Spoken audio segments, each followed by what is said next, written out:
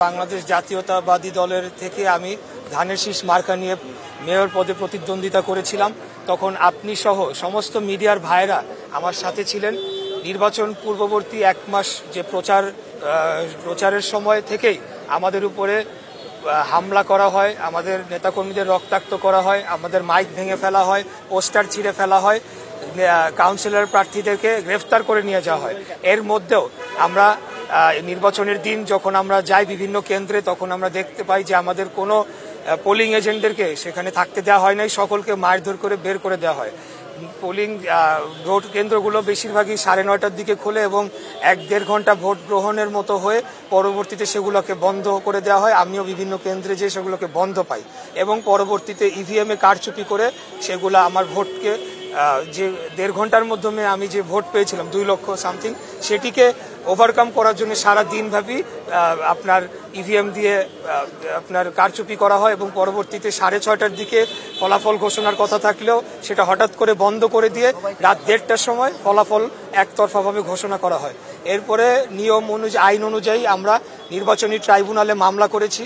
পরবর্তীতে সেই মামলাটি মেয়র তাপস, খুনি মেয়র হাসিনার যে আত্মীয় তাপস, সে সেই মামলাটিকে বাধাগ্রস্ত করার জন্য বিভিন্নভাবে আদালতকে চাপ প্রয়োগ করে এবং বিভিন্নভাবে সে বাধাগ্রস্ত করে।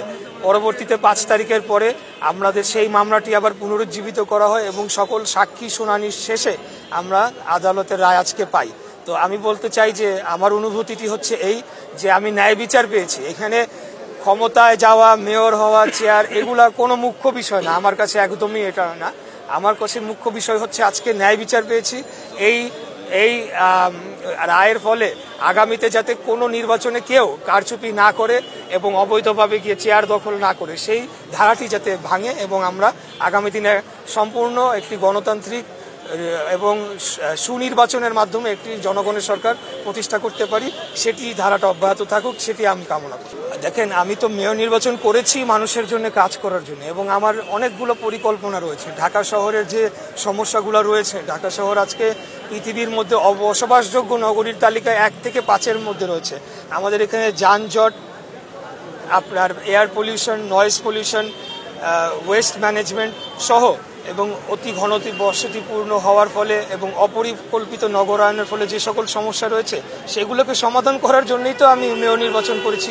আমাদের নেতা দেশনায়ক জনাব তারেক রহমান, উনি আমাকে প্রতিনিয়ত তখন গাইড করেছেন, আমার ম্যানিফেস্টো তৈরিতে উনি সাহায্য করেছেন, উনি যেভাবে বলেছেন কাজ করেছেন।